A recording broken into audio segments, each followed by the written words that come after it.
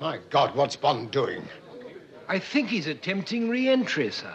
Welcome to WatchMojo UK, and today we're looking at the James Bond franchise, and where the next movie and the next Bond are. Can you swim?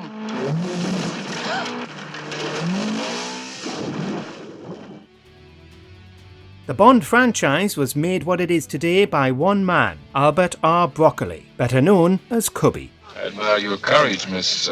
Trench. Sylvia Trench. I admire your luck, Mr. Ian Fleming's original novels were commercially successful during his lifetime, though critics routinely attacked him. But the popularity of Bond skyrocketed when the Sean Connery-led movie adaptations began. Bond. James Bond. The first one was, of course, 1962's Dr. No. Made on a shoestring budget of £392,000, roughly equivalent to 7.1 million today, a paltry sum for a blockbuster, Dr. No is certainly showing its age, but was an immense success at the time. Too bad you have to go. Just as things were getting interesting. Yes. With bizarre production decisions like the magnified goldfish and the very dodgy dragon tank, it's certainly interesting that the film kick-started one of the most lucrative and popular franchises in Hollywood history. It's a Smith & Wesson. And you've had your six. Since Dr. No, every Bond film has been made by Eon Productions, with the exception of 1967's incomprehensible comedy version of Casino Royale, and 1983's Never Say Never Again, a second adaptation of Thunderball made after a legal dispute with Eon. Now pay attention, 007. I've always tried to teach you two things. First, never let them see you bleed. And the second? Eon Productions was founded by Cubby Broccoli and Harry Saltzman, essentially just as a way to bring Bond to the big screen, and Cubby was a producer, or executive producer, on every Bond film up until his death in 1996. Always have an escape plan.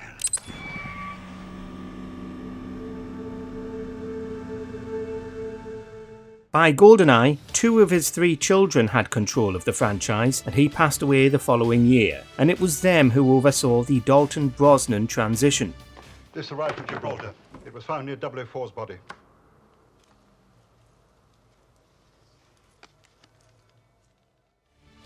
Barbara Broccoli and her stepbrother Michael G. Wilson stepped up to helm the franchise, taking us through the highly successful Brosnan and Craig eras of Bond.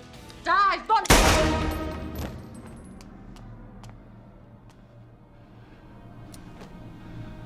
I never miss. Broccoli's decision to cast Craig as Bond caused controversy at the time, since he didn't have the dark hair of every other Bond to date, but he proved to be immensely popular as MI6's favourite blunt instrument. Your file shows no kills. And it takes 2. 2021's No Time to Die was Craig's last Bond movie, and the last one we've seen in a while. Why would I betray you? We all have our secrets.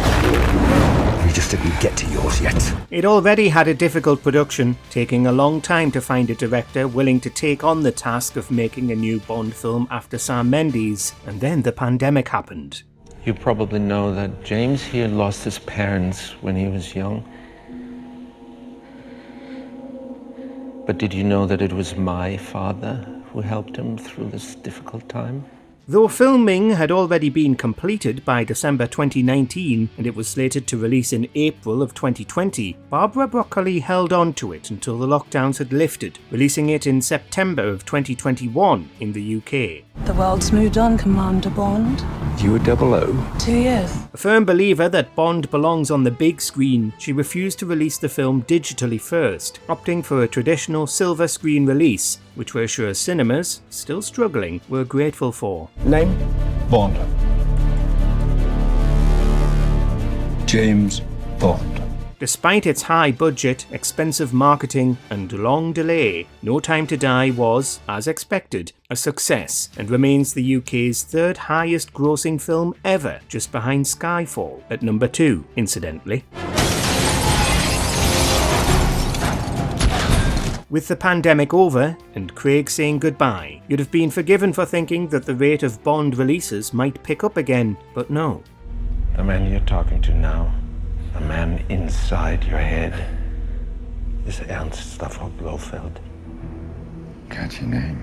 Problems were brewing behind the scenes. In March 2022, Amazon closed a monumental $8.5 billion deal to buy MGM. But MGM doesn't own Eon Productions. It remains its own entity. So why has this ground production of Bond films come to a halt? Well, because MGM, via its subsidiary United Artists, owns all the distribution rights to the James Bond franchise, meaning how and when Bond projects are released. Hi, I'm Plenty. But of course you are. Plenty O'Toole. Named after your father, perhaps? With Amazon now in control of the distribution rights, a feud has exploded between Broccoli and Wilson at Eon and Amazon. Simply put, Broccoli hates the new age of streaming and doesn't want Amazon to get its hands on Bond and start pressing for digital releases of films that she adamantly believes belong in cinemas.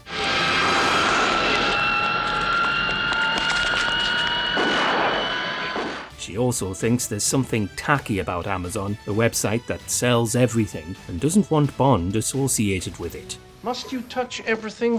Does this still work?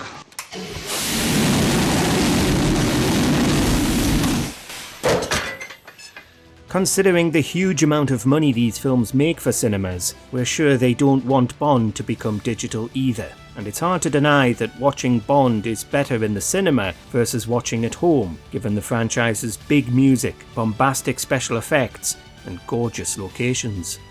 Good morning, boys. Morning. It's sure going to be a beautiful day. But Amazon, of course, is no stranger to investing massive amounts of money into franchises and then releasing them digitally only. Back in 2017, Amazon spent $250 million to acquire the television rights for Lord of the Rings, going on to spend hundreds of millions more on The Rings of Power. You could have had everything. Don't you want to know why?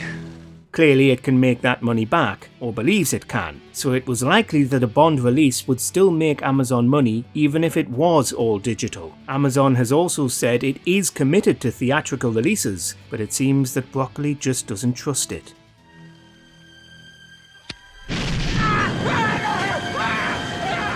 An article in the Wall Street Journal went into detail about all of this, interviewing people close to Broccoli about why she's now holding Bond hostage and outright refusing to make a new Bond film with Amazon controlling distribution. You only have 3 bullets left.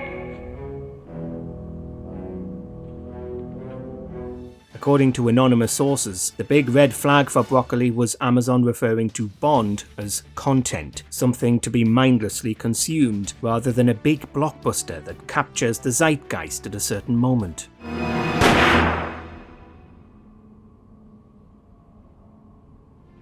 For all the criticisms levied at Bond over the decades, the movies certainly remain very relevant to the time in which they were made. Only one Bond property has been released under Amazon, a poorly received reality show presented by Brian Cox, who apparently said he didn't realise he was signing up to do a reality show when he joined, and it was already in production when Amazon bought MGM. Choose your next witticism carefully, Mr. Bond. It may be your last. Since then, Broccoli has refused to cast a new Bond and refused to approve a story or find someone to write the script, let alone finding a director. That was, apparently, until early 2025, when something gave way behind the scenes. No, Mr. Bond, I expect you to die.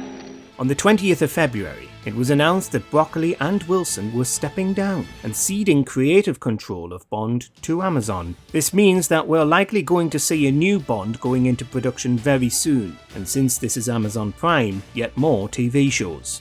Who are you? My name is Pussy Galore. I must be dreaming. It seems that money can buy James Bond, despite Eon maintaining that he's essentially a family heirloom. Be prepared for announcements of standalone shows about Moneypenny, Q, prequels about M, and a whole Bond extended universe, for better or worse. Gold. All over. She died of skin suffocation. It's been known to happen to cabaret dancers. It's all right so long as you leave a small bare patch at the base of the spine to allow the skin to breathe. Before we begin, we publish new content every day, so be sure to subscribe to our channel and ring the bell to get notified about our latest videos.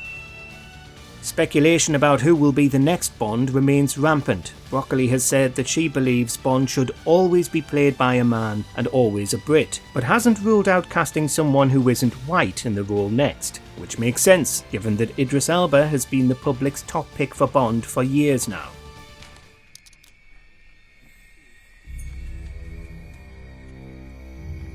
But in 2023, Elba said that while he's always viewed it as a huge compliment to be the people's favourite, he's not interested in the role anymore. James Bond.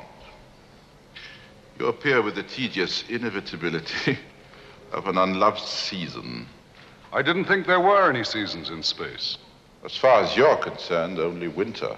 It would also make sense to give it to a younger man who can helm the franchise for years to come, avoiding the need for another recast for potentially decades. Daniel Craig had the role for 15 years, after all. Many up-and-coming British stars are regularly suggested as Bond.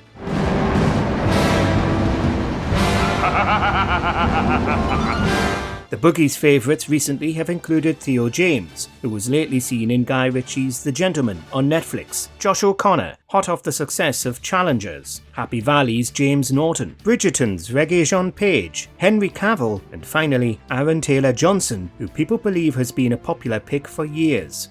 You'll be replacing 009. He turned up dead in East Germany with that egg in his hand. Paul Mescal and Aidan Turner are also up there currently, but they're both Irish, which may rule them out before auditions begin, unless, of course, Broccoli stepping down means that Amazon will hire an actor from beyond the UK. Where's my Bentley? Oh, it's had its day, I'm afraid. But it's never let me down. M's orders, 007. You'll be using this Aston Martin DB5 with modifications. What do you think? Should the Broccolis have given up control of Bond, one of Britain's greatest exports, to an American company? Or are you lamenting the death of 007, much like Disney getting its claws into Doctor Who? Let us know.